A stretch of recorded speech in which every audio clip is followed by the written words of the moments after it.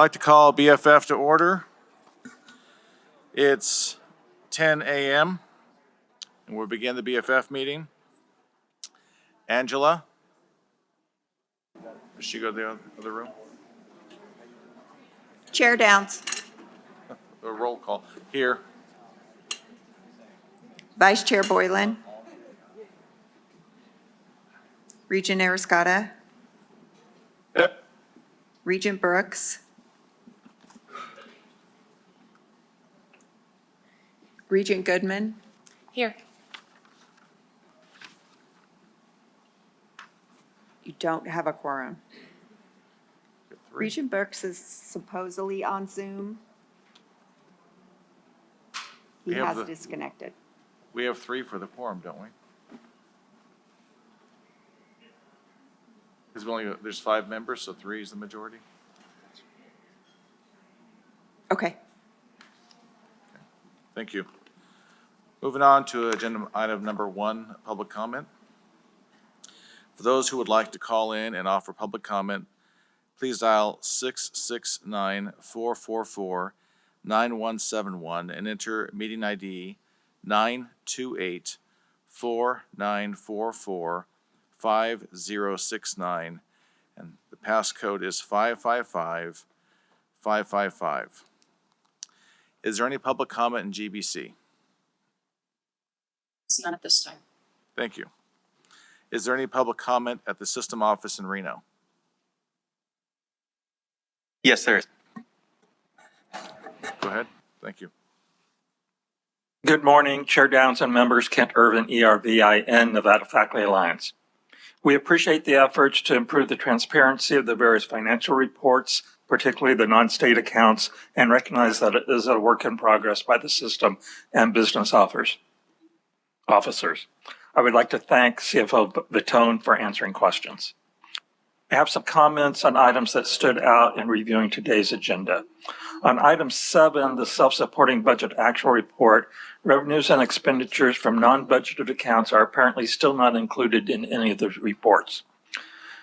For example, comparing the total student tuition and fees revenue reported in the FY 2024 NSHE financial statements, which we just heard in the audit committee, with the amounts in the various budget and fees reports, I'm coming up with a gap of $53 million. I'm not suggesting any missing funds, just that the reporting is non-transparent to the public and to Regents. To comply with the full spirit of the legislative audit and more fundamentally to regain the trust of the legislature, all of these expenditures need to be reported by source of funds, institution, program function, and expenditure type. Preferably an executive summary would show the complete budget at a high level, but backed up by the detailed reports by institution and so forth. On item 9, the quarterly athletic financial reports, we appreciate the more frequent monitoring of the athletics programs.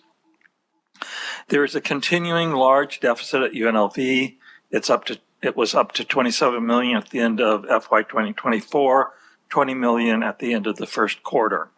The remediation plan includes increasing gift revenue, but in the first quarter of the annual $6.4 million budgeted amount, only $1,101 were received. For UNR, we continue to see $10 million to $11 million net transfers from the university annually since about 2021, but the deficits, even with that funding, have continued. The question is, what is the source of those funds and how does it affect the academic operations? Thank you. Thank you.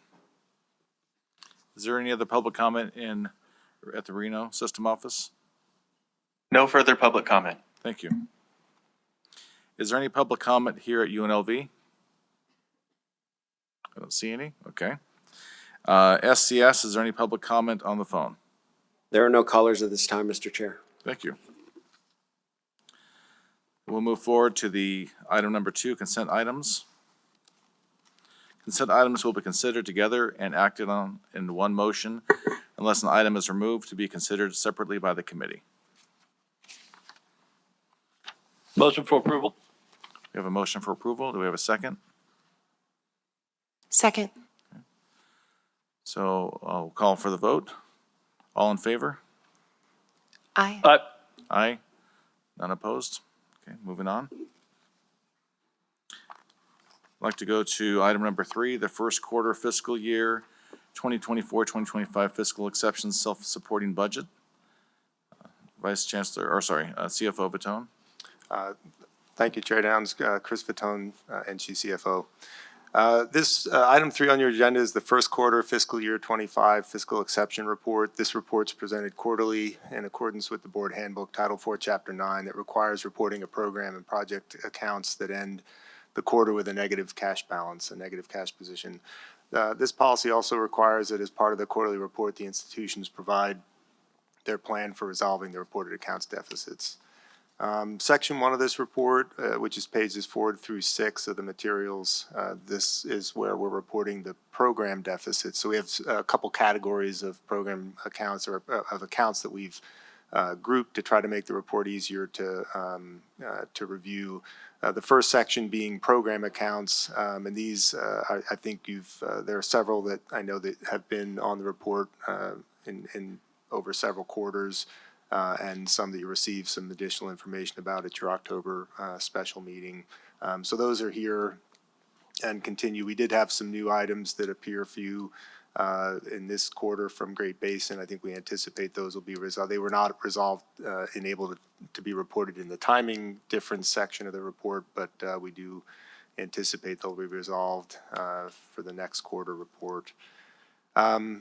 Section 2 of the report is where we report the project account deficits, and here again, I think these are accounts that you've seen in previous reports with some updates from the campuses on those project account balances. Section 3 of the report on page 8, this is the special project funding accounts that UNR and UNLV both maintain. And there's updates there from both. UNLV is related to the Gateway facility. You had the update about at your October special meeting, and there's some additional new information in the report on that one.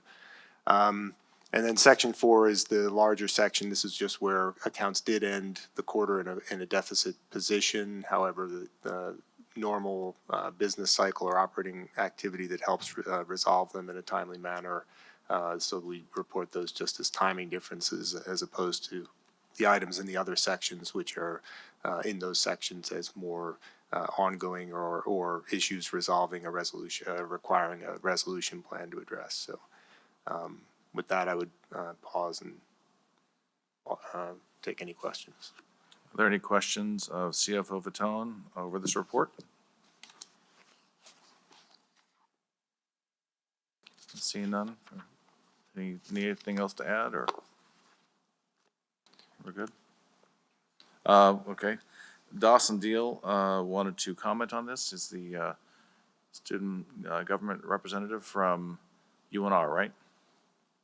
That's correct. Thank you, Vice Chair. Dawson Deal, President of ASUN at UNR for the record.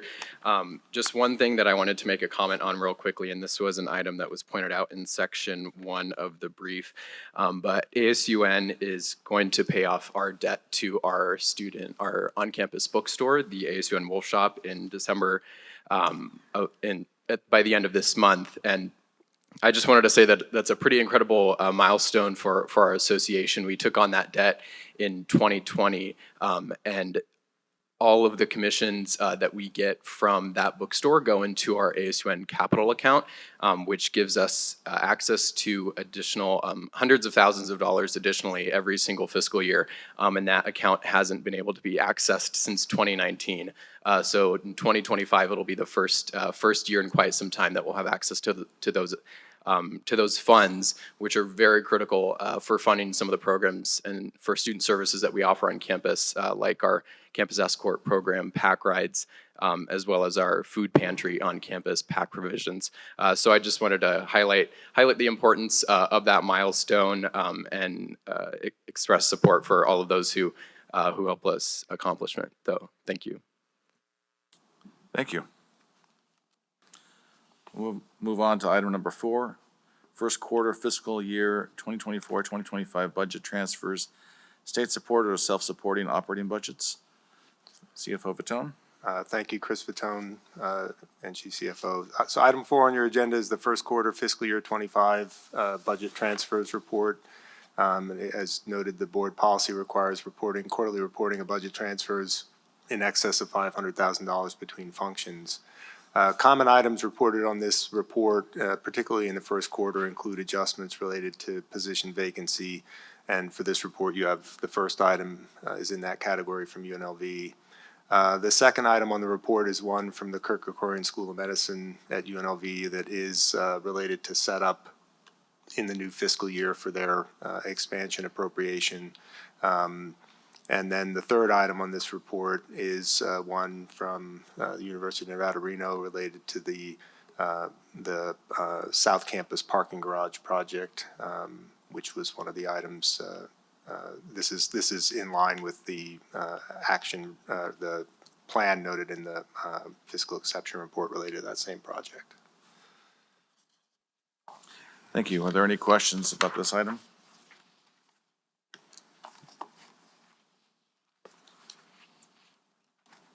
Seeing none, we'll move on to item number 5. Fiscal year 2023 to 2024 NSHE state operating budget to actual comparison. CFO Fatone. Thank you, Chris Fatone, NSHE CFO. Item 5 is the fiscal year 2024 state-supported operating budget, budget to actual report. There are quite a few pages. Let me just give you the summary information that we'll start on page 5. Page 5 lists the various appropriation sources for the system, and I just wanted to highlight this page, just a reminder. I know you've seen many presentations about the system's state-supported operating budget over the past year.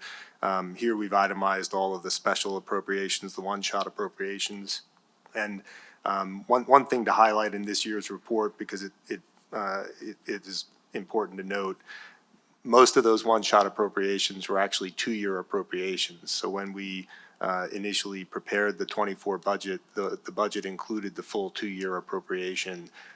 Obviously, in most cases, the 2-year appropriation was not all spent in the first year, and so you're seeing those same appropriations in the actual with smaller dollar amounts. The actual revenue being reported is aligned with the expenditures that were incurred in the current fiscal year. So those budget variances that you're seeing on the revenue side of those one-shot appropriations is not it's not alarming. It's expected in those one-shot appropriations that they would carry forward to the second year, and so you're also seeing large balances in the balance forward to the next year in the bottom half of this section of the report and the other revenue sources. So. Just wanted to highlight that. Then in the other revenue sources section, you also see the system's other revenue sources that are part of the state-supported operating budget, the largest of those being the allocation of the registration fee and non-resident tuition. So just summarizing there, the initial budget for FY24 on the state-supported operating budget was just about a little more than $1.2 billion in total revenues. Actual expenditures are listed as just under $1.2 billion, but of course included in there is the carry forward to the 25 budget year, which we'll see in the next report. That's your item number 6. I'll pause there perhaps in case there's any questions, and if not, I'll go on to the... Any questions of CFO Fatone? Seeing none, go ahead and continue. Thank you. Then on your next page, page 6 of the report is also summarizing the revenue budget by appropriation unit. So this is the budget accounts that are separately appropriated through the state legislative process. And so these are the same total revenues you saw on page 5, just summarized at the appropriation unit level. Then on page 7, this is the expenditure summary of the state-supported operating budget system-wide, and this is summarized at the functional in the functional categories, so instruction, student services, academic support, those categories. Here, total expenditures and total revenue balanced to zero in a state-supported operating budget. So here you have total expenditures originally budgeted of just about $1.2 billion. and actual expenditures at the same level. And then page 8 of the report is the same expenditures summarized in a ledger view, where this is compensation and benefits, your primary expenditure categories for the system, and certainly in the state-supported operating budget, and then operating expenses being the other large category. And again, as in the format of state-supported operating budgets, your revenue and expenses balance to zero, so the budget expenditures and actual expenditures align with the revenues in those same categories. Okay, thank you. Are there any questions of CFO Vitone over this report? Being that this is an action item, is there, I assume that the action is to accept it. So is there a motion to accept this report? Motion to accept. Second. Thank you. We'll go ahead and call for the vote. All in favor? Aye. Aye. Aye. None opposed, so that passes. Thank you. Move on to item number 6, fiscal year 2024-2025 NSHE state budget supported operating budget. CFO Vitone. Thank you, Chris Vitone, CFO for the system. Item 6 is the fiscal year 25 state-supported operating budget, so similar report to the one you just saw for FY24 budget actual. This report provides a comparison of the FY24 budget to the proposed FY25 state-supported operating budgets. These budgets are aligned with the legislatively approved budgets and presented for your approval here today. So starting on page 15, I just want to review the same summary pages. You'll see them in the same type of format we just reviewed on the actuals report. Page 15 summarizes the operating budgets for 25 compared to 24, lining out the several appropriation sources for this current biennial cycle, including all the one-shots. And again, this is kind of where I was referencing on the prior report. You'll notice much higher numbers in the 24 column on the one-shots than the 25. That represents the spend down, the utilization of those one-shots in 24, and the 25 column representing the amount carried forward. And then in the lower part of the report, the other revenue sections, again, the largest components being revenue, registration fees, the allocation, the state-supported portion allocation of the registration fees, and the non-resident tuition. And here you have the total revenue budget for FY25, just about 1.3 billion, up from the prior year, 1.2 billion. The largest component of that increase being the second year of the legislatively approved COLA appropriations, cost of living adjustments, salary adjustments for the positions in the state-supported operating budget.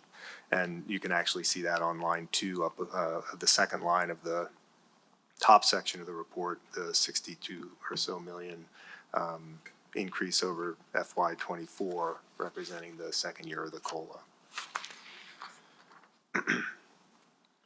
Then on page 16, those same revenues, just as same as in the prior report, summarized by the appropriation units. And again, those are the budget accounts as they're appropriated by the legislature. Page 17 of the report is the expenditures summarized by function. And here again, just like in the other report, but revenues and expenses balanced to zero in a state-supported operating budget.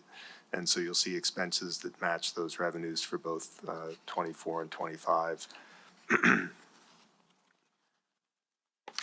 And then on page 18, the same expenditures summarized by ledger category. So your compensation and benefits at the top and operating expense, third line from the bottom. Again, you see the $58 million increase over 24, that primarily being relating to the cost of living adjustment difference between the two fiscal years.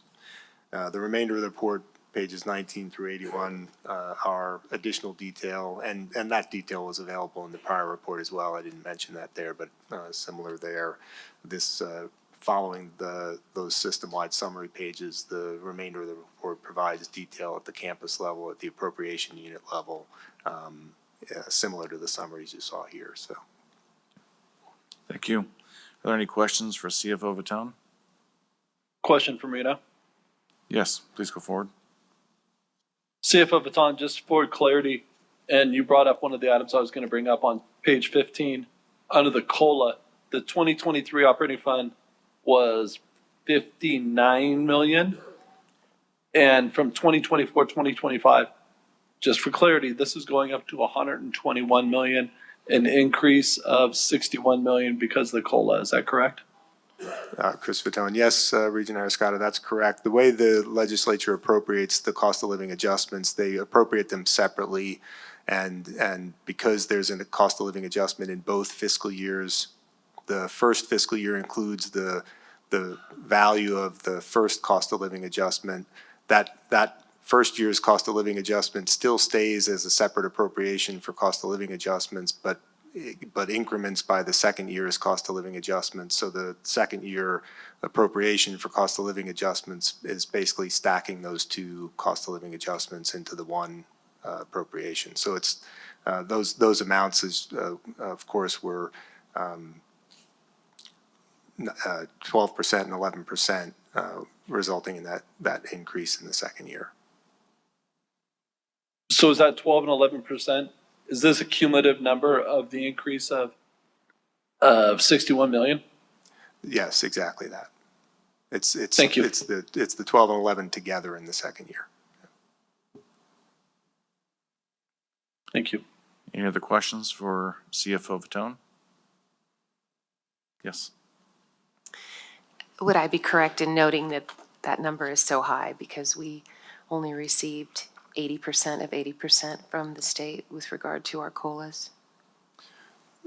Chris Fatone, these amounts do represent the amount that was appropriated, which was the amounts that were based on the proportional share of state appropriation within the total budget. So I think system-wide it averaged about 64% or so. Okay. So just a note, we received 64%, and I'm hopeful that we can get that state allocation back to 80%, as with every other state agency. Thank you. Agreed. Thank you. Any other questions for CFO Vitone? This is an action item as well to approve. So is there a motion to approve? Approval. Second. I'll call for the vote. All in favor? Aye. Aye. Okay, that passes. Thank you.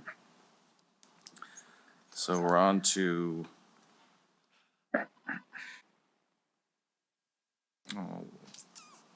is it 6 or 7?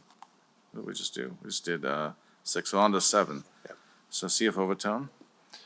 Thank you, Chair Downs, Chris Fatone, NSHE CFO. Item 7 is the fiscal year 2024 self-supporting budgets, budget to actual report. For this report, this is a report that we've made some adjustments to in response to the feedback that you provided to us in prior meetings and some that we've heard through public comments. So wanted to just cover initially page 5 of the report does discuss these adjustments we made, but just to highlight them, we did work with all the campuses first and foremost to make sure that we were reporting consistently in terms of what was being treated as a self-supporting budget for reporting. And then we also, one of the things that has come up in the past was the difference between, so the board's policy obligates campuses to budget accounts where expenditures are expected to exceed $250,000. That doesn't mean that those are the only accounts campuses budget. So campuses will budget in many cases accounts with spending less than that mandatory amount. But not all campuses were including all budgeted accounts in the report. The report requirement specified to include only accounts over $250,000. We have worked with the campuses to standardize that and include all accounts that are budgeted. So without regard for that limit, if the account gets budgeted, it gets included in the report. In terms of the funds being included, we had one campus was including budgeted gift funds. In discussing that difference, we decided we are working on a gift report for the March meeting that was responsive to the LCB recommendations related to the gift balances. And so we're planning to incorporate more comprehensive gift budget report or gift budget format reporting in that report as well. So rather than commingling gift and self-supporting activity in this report, it was we recommended separating those and keeping gifts focused on gifts and this focused on self-supporting activity. And so because of those changes, you'll see some differences. If you were to compare the budget column of this report to the budget column in the report that you approved last December for FY24, you would see some differences. Those differences are because we standardized this report and we wanted to make sure there was apples and apples when you're comparing budget and actual. The most significant difference, though, I would highlight is the reduction in gift revenue that related to the campus that had been including those. In this report, you'll see that when we bring the report for gift activity in March. So with that, I'll move on to the summary of the report, unless there's any questions on that I could address on those changes. Questions from the committee? No? Go ahead. Thank you. So page 7 of the report, so it's fairly similar format, although the revenue activity is different, and because self-supporting accounts do have carry forward balances, the revenues and expenses do not necessarily balance to zero in this case. We provide in the report instead also the information about the budgeted beginning balance and ending balance in the accounts. So starting on page 7, you'll see a summary of the system-wide activity in self-supporting accounts, budget accounts. The top section of the report, including the revenues, total revenue in FY24, budget $667.7 million. And again, that was slightly different than what was reported in the budget report last December. However, the most significant adjustment was just reducing the gift revenue in this so that the actual and budgets were aligned. Actual revenue for the fiscal year, $624.9 million. And then expenditures on this page are expenditures by function, so similar to the state-supported operating budgets, this is functions such as instruction, student services, academic support, operation and maintenance, and the like. Large category here that you don't see as much of in the state-supported operating budget is auxiliary activities such as the resident life and parking services and things and items in that category that you have on the campuses. Total expenditures originally budgeted $832.2 million versus actual expenditures $658.9 million. We do net the transfers at the bottom of the report for you, so we're trying to help distinguish between revenue actually generated internally versus balances being transferred internally. So that's why you see the transfers in and out netted at the bottom section of the report rather than included in revenues and expenditures. They function like revenues and expenditures within departmental accounts.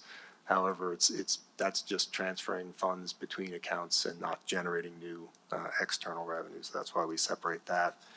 And then the bottom of the report showing the beginning and ending balances. And so if you do balance, in total these numbers do balance to zero, it's just that a portion is the beginning and ending balance, which actually represents resources that carry forward for the campus in these areas to future fiscal years. Okay, thank you.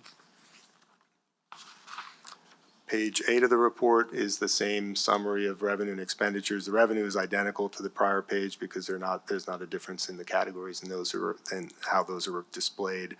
However, this bottom half of the report is showing the expenditure budget by ledger, which again is separating personnel, compensation, and benefit expenses from operating expenses. Page 8 ends the system-wide summary of the self-supporting activity. The remainder of the pages 9 through 88 are campus-specific summaries, and another addition in this year's version of the report includes unit-level summary of sources and uses for each of the campuses. So trying to balance, I think the last two iterations of this report only provided the campus-level summary that was the same format that we just reviewed for system level with no additional detail. The iteration this was replacing had ledger level detail and functional level detail by unit for all the campuses. This was an attempt to balance that level of detail So we are providing unit level, just summary of sources and uses, just to give some context in terms of how the self-supporting activity is distributed through the campuses, without getting to the same level of detail that we were asked to scale it back from to get to a summary. So it's trying to strike that balance, and certainly if you have any feedback from reviewing the report, appreciate that. But that would end my remarks on this report. Okay, thank you. Any questions for CFO Vitone on this report?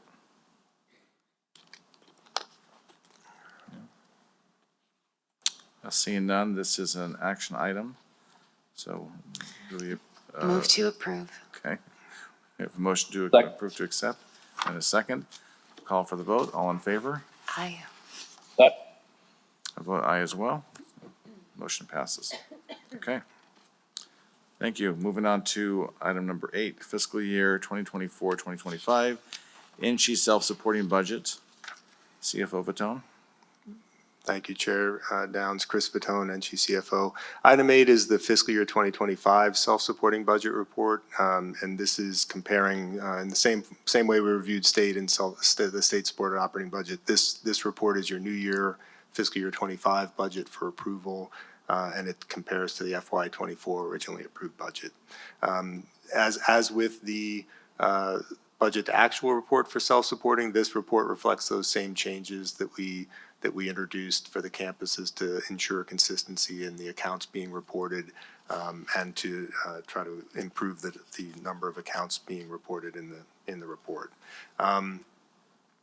Again, turning to page 7, this is the system-wide summary of revenues and expenses, and total budgeted revenue for FY25 in self-supporting activity, $736.4 million compared to $667.8 million in FY24. On the expenditure side, budgeted expenditures $938.2 million in comparison to $832.2 million for FY24. And then again, summarized transfer in and transfer out activity and cash balances. Turning to page 8, the same summary of revenues and expenditures here by ledger category rather than functional category, summarizing the compensation and benefits and operating activity.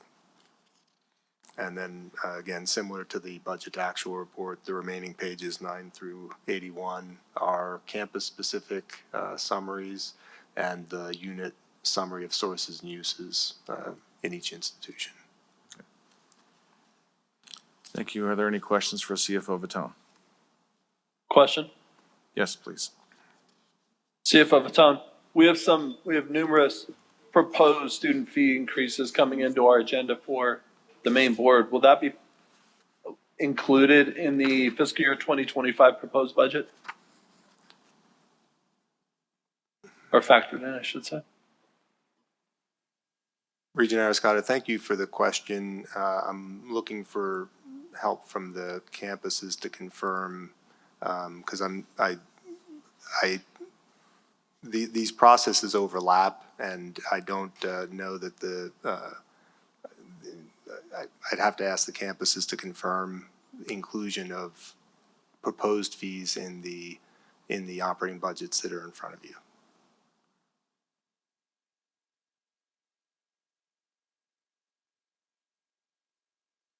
Oh, thank you for the help from the audience, the shout out. These, the fees that are being proposed in tomorrow's agenda item are for fall of 25. So those actually come into effect for fiscal year 26. So these are the fees, these budgets reflect the fees you heard and approved in your December 2023 meeting. You're muted, Regent Arascata.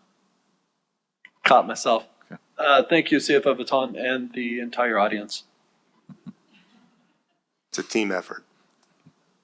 Are there any other questions for CFO Vitone? This is also an action item for approval. Is there a motion to approve? So moved to approve. We have a motion. Second. Okay, we have a second. So all in favor? Aye. Aye. Aye. Motion passes. Thank you. We're on to number 9. I believe we're on 9. Did I skip Yes. one? Yep, nope. 9. Okay. Number 9, first quarter fiscal year 2024-2025 athletics financial report. This is an information only item. So this is for UNLV, UNR, CSN, and TMTC. CFO Vitone? Thank you, Chair Downs. Item 9, first quarter fiscal year 25 is a summary athletics financial report. So this report's being provided in response to the board's request for a quarterly athletics financial summary report.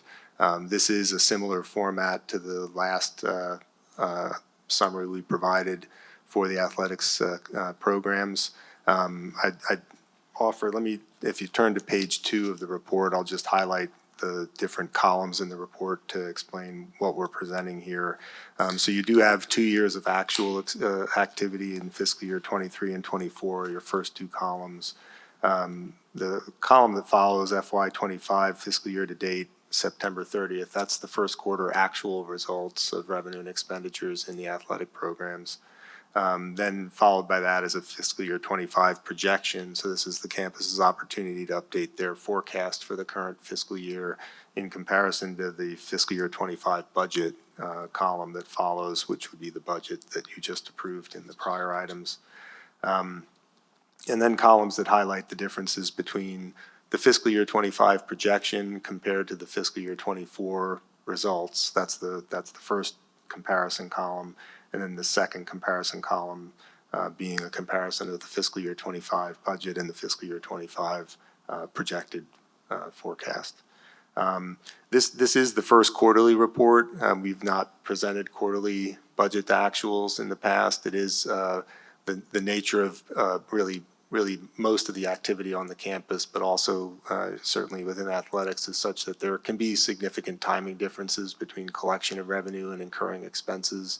And so you can see some volatility or more variability, I should say, between revenues and expenses when you're looking at one quarter. So this will start to trend differently as you look at second and third quarter reports as you lead to the full fiscal year. But certainly in the first quarter, you see a little bit more variability, and that you can see certainly in the UNLV case with the timing of student fees at the start of the semester and season ticket sales delivering revenue generally ahead of expenses as the season progresses. So just something to keep in mind, I think, for probably first quarter in terms of why projection is giving you more information perhaps than the first quarter actuals. I also wanted to highlight, I know there was some information that you heard recently with some significant conference distributions that are anticipated as a result of the conference realignment and the retention, the agreement for the 2 campuses, UNR and UNLV, to stay in the Mountain West Conference. Those conference distributions are not reflected in these reports or projections due to the timing of those expected distributions, and so these for now these reports don't reflect those either in the budgets or the projections. So, Thank you. Are there any questions for CFO Vitone? Question? Yes, Regent Arascata.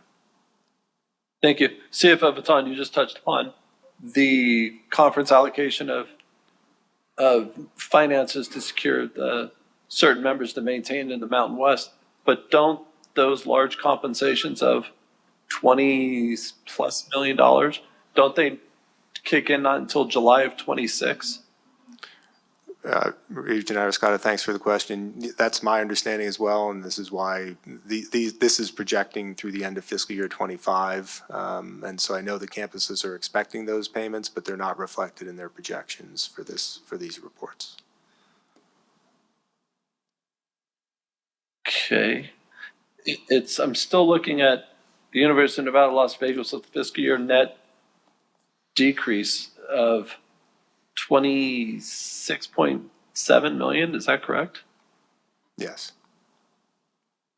And that Okay. that's the carry forward. So that 26.6 million represents the carry forward deficit balance for the athletics program. So you'll see their projection for FY25 is anticipating a balanced balanced revenue and expense for the current fiscal year. However, the balance forward, the results from the prior years is the 26.6 million. Yeah. And I don't want to, the campus may want to comment on plans for the conference distributions to help in that area. I see. That'd be helpful. Commented that's. For the record, Casey Wyman, CFO, UNLV. Regina Arascata, yes, that is a good question. And so there's still a lot to be determined associated with those conference-free distributions. So therefore, we don't want to get ahead of ourselves on the exact amount or the timing associated with that. Vice Chancellor Vitone is correct that we do not anticipate any decision associated with that at least until July of next year, which would cross over that fiscal year. I will share with you, and I think it's important, especially from an interest of transparency, is that we are working on a plan on how we want to utilize those resources should they come, and it will be updated to the board in March is at least our initial plan as we work through and hopefully get a little bit better fidelity associated with not only the number, the timing, and then probably the more interesting piece is the utilization associated with it as we carry a significant debt currently on our books. And so we obviously want to address portions of that associated with our Get Well plan as we continue to move forward. I applaud your proactive approach and other plans in regards to the potential 25 million, but you're running at a deficit of 27 million for athletics. So would the finances, and you're the money man, don't get me wrong, but would the finances best be served to pull something out of deficit? For the record, Casey Wyman again.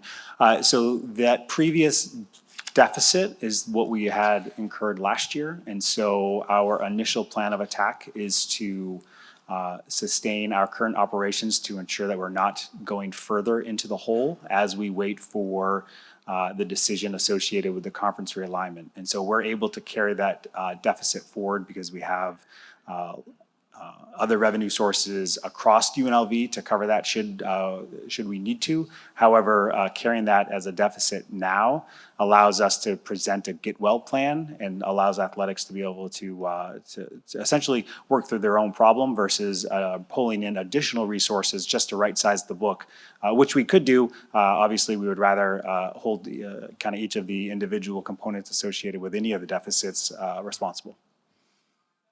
If that makes sense, sir. It does in a roundabout way. However, at the bottom of the information provided about the operating budget report, on the bottom of it, where it talks about the phases and the possible ways in which you are going to control costs, the narrative is weak. Having a little bit more substance to this would be beneficial. I'm just doing a comparison between the other campuses about the transfers in, the personnel costs, financial aid, just from the other campuses, and looking at other reports at other campuses throughout the country. This is a little bit of a feeble attempt, and I'd really appreciate a little bit more substance in the future. For the record again, Casey Wyman, UNLV. Regent Arascata, I appreciate that comment, and we'll be ensure that on our March update that we'll provide additional information, and then if you'd like to meet separately after the meeting before that point to provide additional information, we can. Appreciate it. Thank you. I had a follow-up question about that. So the conference buyout money, or how do you classify that? The money you're expecting to get, how far out is that going to be before the institution gets that money? For the record, Casey Wyman, UNLV. So that's very much up in the air. And so we're obviously plugged in with our conference, and our athletic director, A.D. Harper, is closely watching that to ensure that we understand both the amount and the timing. However, as you can imagine, there's going to be some litigation associated with it due to the size and the scope of the monetary anticipation piece of that. So unfortunately, I don't have a good answer for you, but we are anticipating an update as it progresses along, and realistically understanding that July of 2026 is our current target of receiving, or a decision associated with that, and then potentially how long the funds flow after that are still to be determined. Okay, thank you. I don't mean to poke the bear, but what got us to this point where the athletic department was, hemorrhaging to that point of the, 20-some million dollars? Yes, ma'am. Again, for the record, Casey Wyman. So we've talked about this at length a couple times over the last couple years, so I'm well versed in it. So the first part is it was a change in policy associated with the reporting of deficit on accounts. And so as previously, we didn't have to report on certain capital projects associated with gift revenue at the account level. And so that was part of it. So a change in policy allowed us to then become more transparent, which had to show the deficit. And then the other side of it is some faulty assumptions. And so I've only been here a year, but the previous CFO worked with the athletic department to develop a model for their annual budget, which had some anticipations for unrestricted gift giving. And we ended up receiving the funds via restricted gift giving. And so we can't just not honor that, because our budgets are built and then we execute, and especially with athletics due to ticket sales and the timing of everything else that comes in. It's very tenuous when it comes to that, right-sizing the ship each season, I guess, would be a correct way to do that. And so because we had to then pivot from unrestricted to restricted conversations, that then drove the deficit down. So we couldn't obviously use restricted money for operating support for various sports. So therefore, we needed to use the deficit account associated with that. Thank you. I think that's important that everyone hears that, just, as we talk about all this. Thank you so much. Thank you. Are there any other questions for CFO Vitone or any of the presidents for this on this item, this report? Then we'll move on. It's an information item only. So on to item number 10, lease agreement with the SRK Consulting for the use of use of space in the Meadowwood North Building at 5250 Neal Road, Reno, Nevada for TMCC. Dr. Karen Hilgerson, President of TMCC. For the record, good morning, everyone. I would like to request approval of a lease agreement with SRK Consulting, a long-standing tenant, an anchor tenant. They do mining engineering consulting. They are a low-risk tenant. They've been terrific, and they are also low impact, not a lot of foot traffic, which balances very nicely with the instructional programs at the Meadowwood location. This lease renewal will bring in $14,339 per month. The revenue is critical to assisting facilities with the cost of renovations and deferred maintenance. So I would encourage approval. Thank you. This is an action item. It's an action item. So are there any questions from the committee to President Hilgerson? Question. Yes, Regent Arascata. President Helgerson, excuse me. What is the total square footage of lease spacing?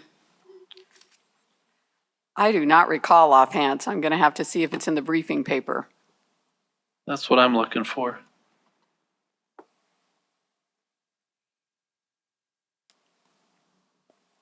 I could call my lifeline or get back to you later. Let's get back to me later. And I'll Okay, thank you. Sorry about that. We have an answer here from Council Wixom. Special Counsel Michael Wixom to the board. If you go to page 6,000. yeah, 6,955 square feet. It's on page Thank you. 344. And what is the cost per square footage?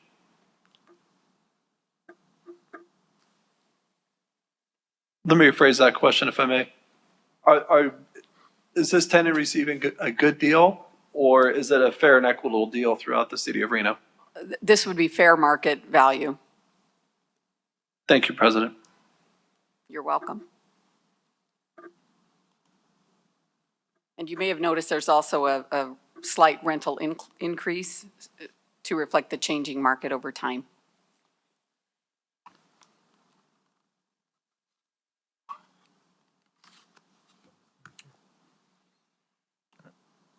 Are there any other questions of President Hilgerson? Seeing none, this is an action item, so Move Sir. to approve? it's a motion to approve. Is there a second? Second. We have a motion and a second. All in favor? Aye. Aye. Aye, I vote aye as well. Motion passes, okay. Moving on to item number 11. Design and construction of the TMCC Theater at TMCC. So President Hilgerson. All right, President Karin Hilgersum, for the record, I don't use the word thrilled very often. It reminds me of being on a roller coaster, and that's good and bad. But today I'm going to use the word thrilled. I am thrilled to bring this to this committee for an informational discussion. And I hope that if all goes well, that you'll see me back in January to actually pull the trigger on what will be an incredible project.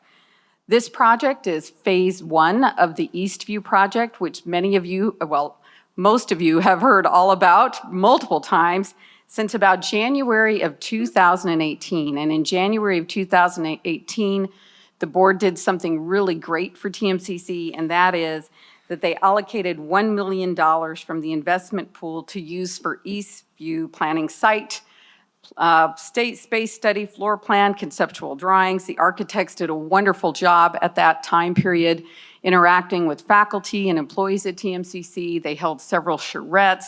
This is a very, very exciting project.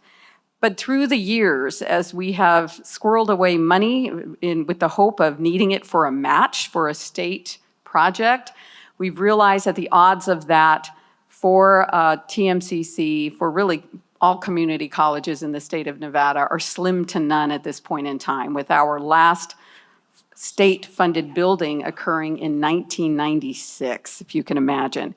So we started rolling up our sleeves and thinking in more innovative ways and engaging with architects, many of whom are involved in our TMCC Bachelor of Architecture degree program, which has been really wonderful and remarkable.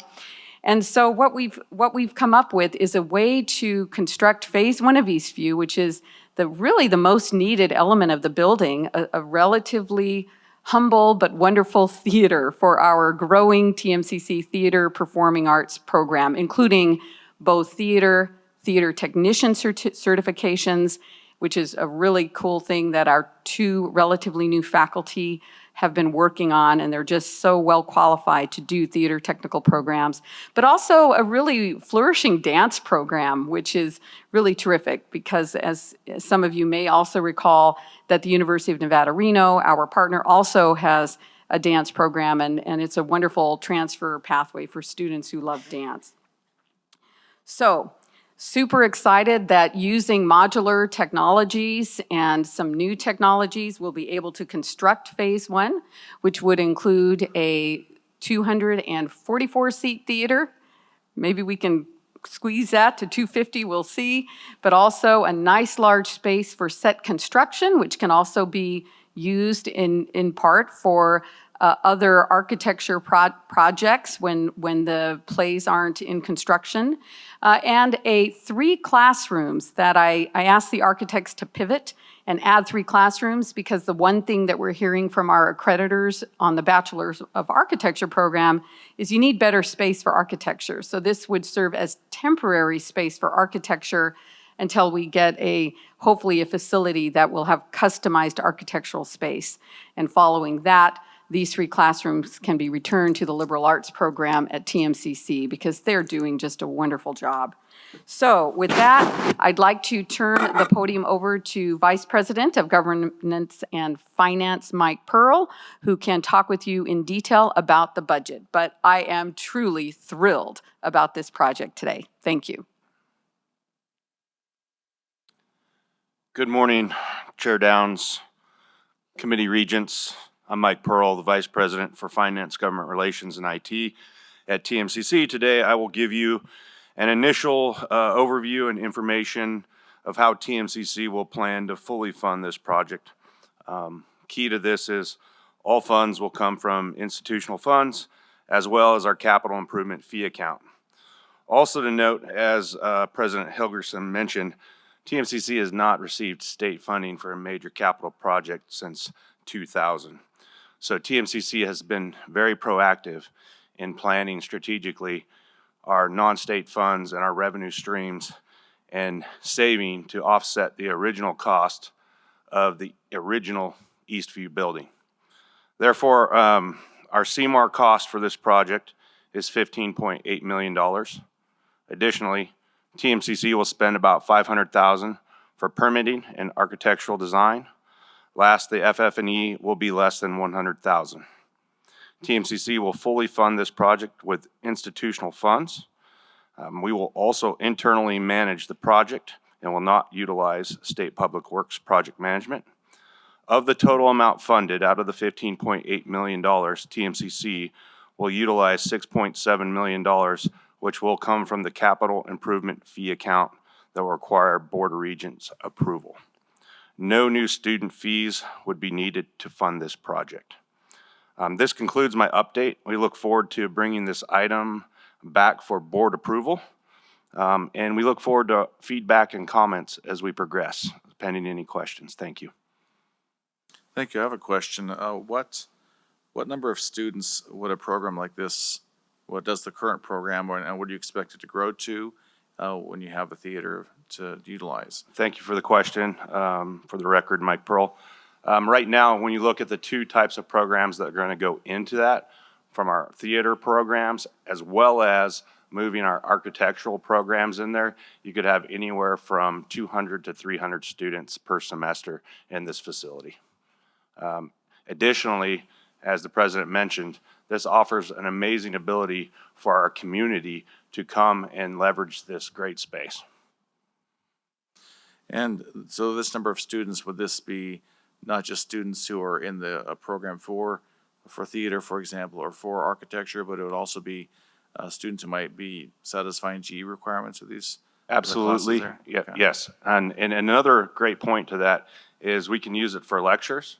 The entire theater, we can use it for community presentations. We can use it for leadership presentations for the college. I anticipate that theater will be used constantly for our faculty and our students. Okay, thank you. Are there any other questions from the committee on this? Okay, Regent Goodman. Is your student body president here, President Hilgersom? Would she like to say anything?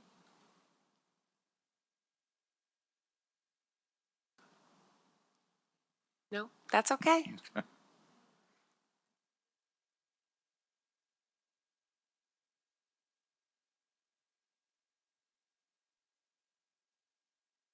Lisha Allison, for the record, President of Student Government Association. Thank you so much for speaking.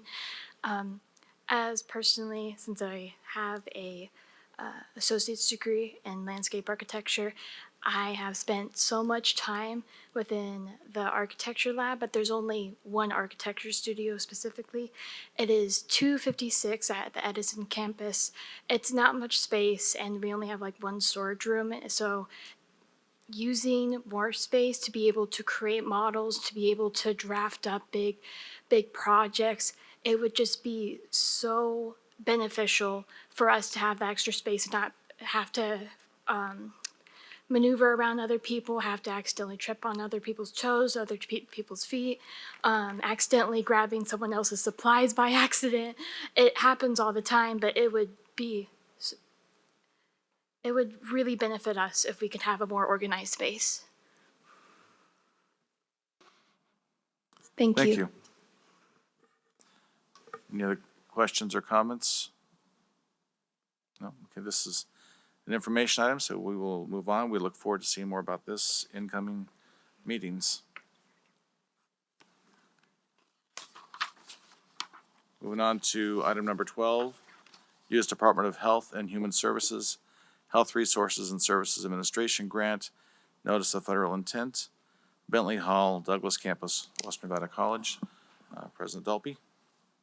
Hi, good morning. Thank you. Kyle Dalpy, President of Western Nevada College. On the item today is the request for approval of a Notice of Federal interest for our property in Minden, the Douglas campus. To give you a quick high-level view of what we're doing, Western Nevada College has 3 campuses: Carson City, Fallon, and Minden. The Minden one is termed Douglas campus because it resides in Douglas County. We have found that that particular campus has gone under-enrolled for a number of years, most likely because students will drive to Carson City for the classes or take them online. However, we have found that we are maxing out our nursing program in Carson City and in Fallon, and so putting a nursing cohort in Douglas County has been our strategy for the last 18 months. We've been discussing it. To note, we have currently 30 nursing students who are driving from Carson Valley to the Carson City campus to take classes. So utilizing our Douglas campus, which is currently underutilized for classes overall, for nursing would be a great solution to increase the number of nursing seats overall and save some commute time, keeping students in the rural communities where they live. To do this renovation, we need to look for funds. We were able to leverage a federal directed appropriation of $4.4 million to renovate that campus, to create space to accommodate this nursing cohort and other improvements on the campus. In order to accept that grant, we need to have approval by the board for a notice of federal interest, which in a nutshell states that if we happen to take all of the federal money, renovate that campus, and then turn around and sell the campus, which we of course have no intent to do, the federal agency would like to recover some of the funding based on a depreciation schedule. So with that, I'll leave it at that. That's about as succinct as I can make the multi-page briefing paper, but if you have questions, I'm happy to answer them. Are there any questions for President Dalby regarding this item? No. So before we go to calling for a vote, I need to read my statement here. Pursuant to NRS Chapter 281A, I hereby disclose that I'm an employee of NSHE at Western Nevada College.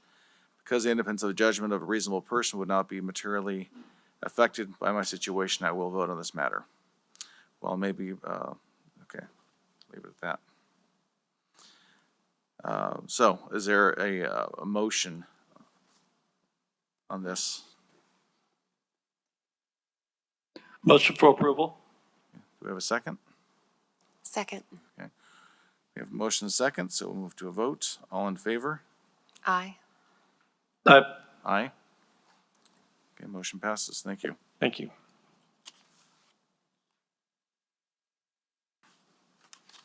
Moving on to item number 13.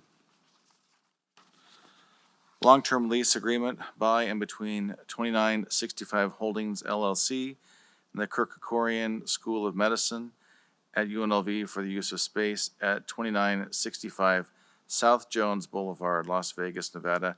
And there's a correction within the description that there's a typo.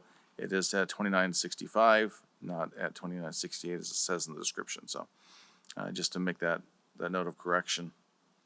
So this would be, yes, President Whitfield. Thank you, Chair, and good morning.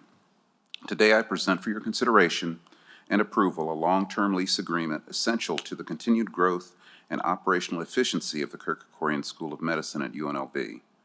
This agreement will enable the relocation and consolidation of critical clinical practices into a single facility, improving both delivery of services and optimizing resources. UNLV is requesting the approval of this 10-year-long lease agreement for medical office space at 2965 South Jones Boulevard to relocate the pediatric clinic. Currently, the pediatric clinic is housed at 1524 Pinto Lane under a lease agreement with the University Medical Center. However, UMC can only lease the Pinto Lane location through the end of July of 2025. In anticipation of this deadline, UNLV Health and UNLV Kirk-Kerkorian School of Medicine are seizing the opportunity to consolidate the pediatric clinic and the Mojave West Psychiatric Clinic into a single facility at 2965 South Jones Boulevard. The planning for the Jones site will include 3 clinic operations, the pediatrics main clinic, the clinical psychiatry space for adolescent and adult psychiatry, and the new clinical space for primary care services. The new facility will provide approximately 29,000 square feet of medical office space, general office space, classroom, research, and laboratory space. This consolidation will create efficiencies, improve resource management, and enhance service delivery to the community. The lease term is for 10 years, commencing upon the completion of landlord-provided capital improvements or July 1 of 2025, whichever is later.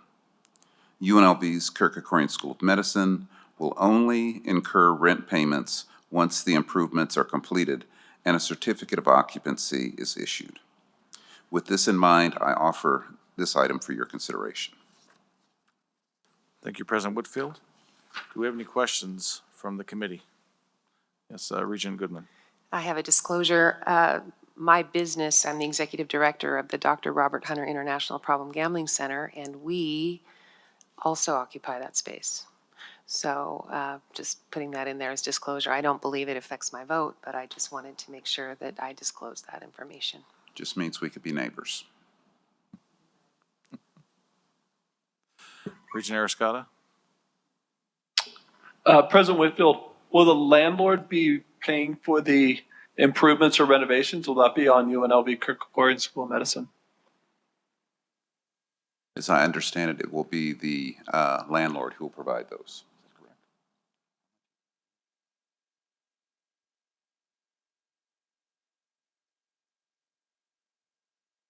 And those improvements come in around at $3.58 million. And those improvements will be completed prior to you all taking occupancy? Yes. Wow, cool.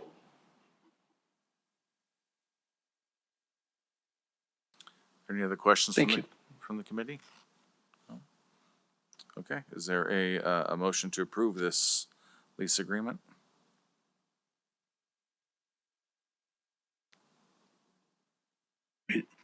Motion for approval? Do we have a second? Second. Okay, all in favor? Aye. Aye.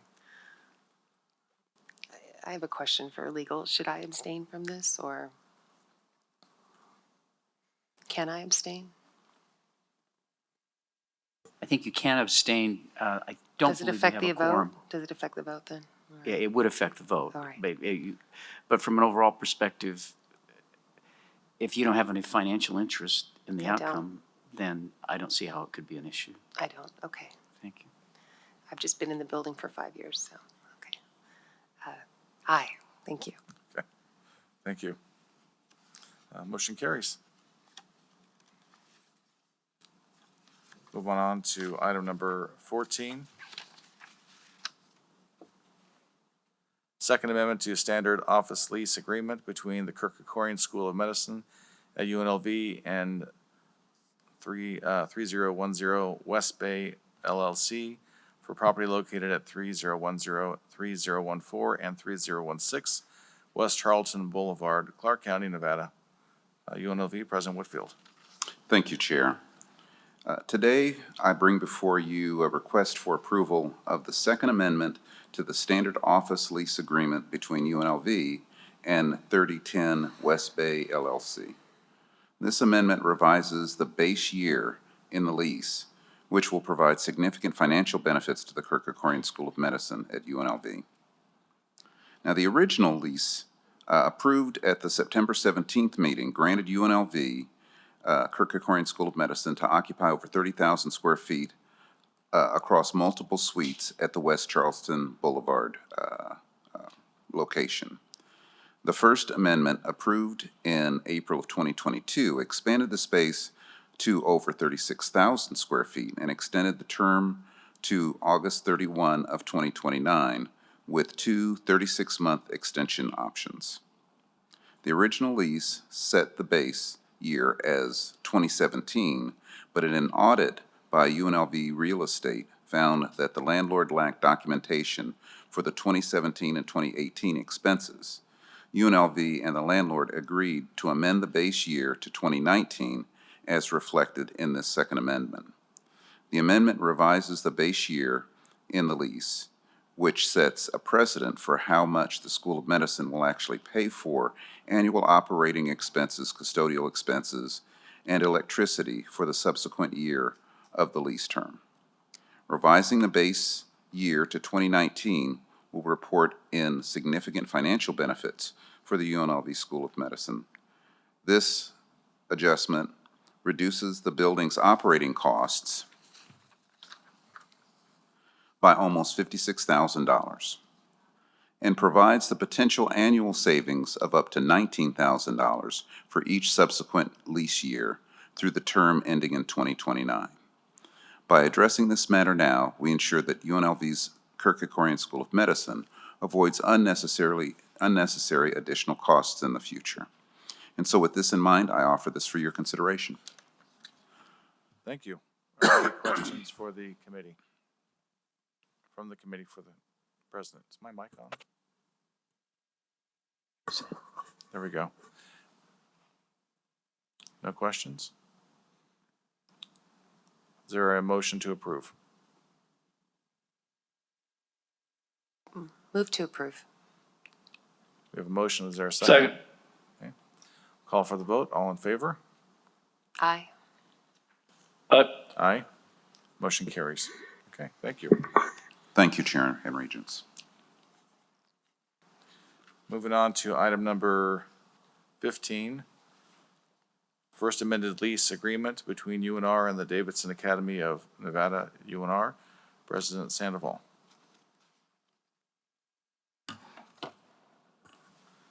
Good afternoon, Mr. Chair, members of the committee. For the record, Brian Sandoval, President of the University of Nevada, Reno.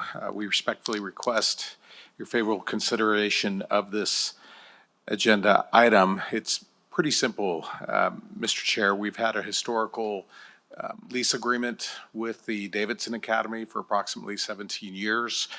There's a 3-year notice provision within that document that requires one of the parties, if they're going to make a change to that, to do so within that 3-year period. The parties are currently discussing the use of that facility and perhaps different changes to that. And what's before you today is simply seeking a 3-month extension within which to accomplish that. Thank you. Are there any questions from the committee? Motion for approval. We have a motion for approval. Is there a second? Second. Call for the vote. All in favor? Aye. Aye. Aye.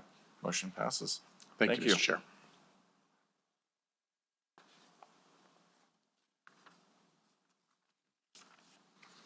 Moving on to item number 16. Is there any new business?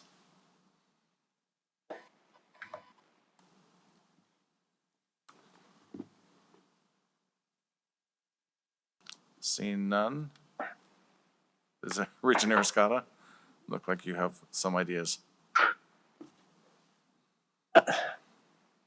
Going back to one of the earlier agenda items in regards to athletic department and athletics. A lot of questions in regards to financial reporting and the student fees and the state appropriation of finances. And just want to get further details in regards to athletic reports for the future. I know we have it coming quarterly, but hearing more about some of the financial allocations that's going to be set forth by the Mountain West Conference, the University of Nevada, Las Vegas, hearing a little bit more of that from the CFO Wyman would be very helpful. Okay. Thank you. Are there any other items under new business? Seeing none, we will go to public comments. Is there any public comment at GBC? There is none at this time. Thank you.